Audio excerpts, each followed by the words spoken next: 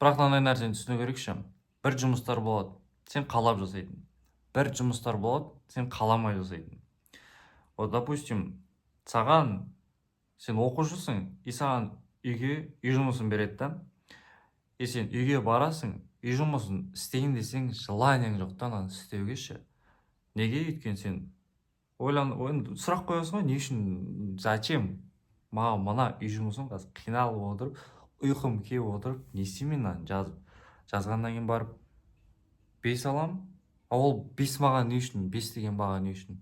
Одан кейін барып қызыл диплом алам, одан кейін жұмысқа тұрам, 200 мың, 300 мың зарплата алып жүрем. Бұдан кейін сен тұрасың да қоя берші дейсің ғой. 200 мың зарплатаңды қоя берші. В общем, сен алдынан бір жұмыс шыққан кезде, сен оны қаншалықты қалап тұрсың, соншалықты энергия бөлінеді. Мотивацияң атып тұрма, значит, сенде энергия шкаласы қызыл болып тұр дегенші, мотивацияң атып тұр. Когда сен ол жұмысты қаламайсың, сен қаншалықты қаламайсың, соншалықты энергия бөлінеді. Или сен ол жұмысты вообще істегің келмесе, вообще қалап тұрмасаң, вообще энергия бөлінбейді. Енді қараңдар, бұл жерде не үшін энергия әңгімесі вообще қозғалды? Бұл әлемде түгел не бар? Түгел бәрі вообще түгел не бар? Соның бәрі энергия. Бәрі энергиядан тұрады. Даже жаны жоқ.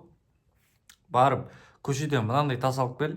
Сен ана тастың ішіндегі энергия, қанша энергия жатқанын білсең, сен вообще шок боласың. Но бізге керегі бұл жерде ондай энергия емес. Бізге бұл жерде керек болып тұрғаны только то, что энергия вообще бүкіл әлемде ол заңдылық.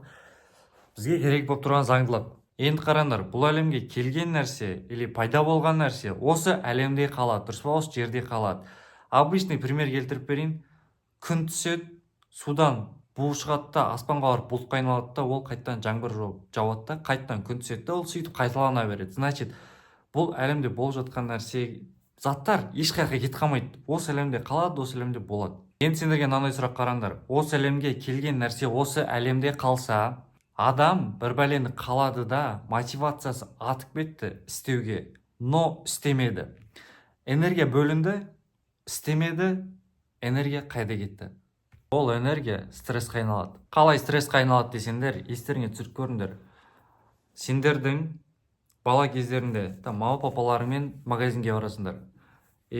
Магазинді аралап жүресіңдер да, кассаға келген кезде айтасыңдар: мама, мен шоколад жеймін дейсің. Сен маман тұрады да: жоқ, саған шоколад жеуге болмайды, либо жоқ, бізде ақша жоқ деп айтады. Короче, отказ. Сол кезде не болады? Сенде қалау пайда болды шоколад жеуге. Сразу саған жоқ деді. Настроение дегенде резко. То же самое, когда сен бір нәрсені қалайсың, бір нәрсеге сен мотивацияң пайда болады. Сол кезде сен тұрасың да жоқ дейсің ғой.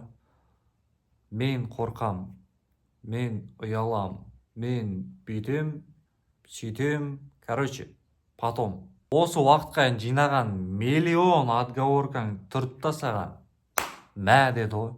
Сен өзің и так қорқақ болғансың, вообще жатып қалдың. Өзің и так ұялып жүргесің, вообще жер болдың ғой. Саған енді бұны тоқтату үшін просто қалауың пайда болды ма, істеп таста, просто шығарып таста.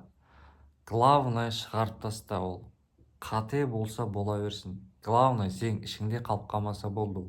Вообще адам деген негізі әлем ғой, әлем нәрсе ғой адам деген.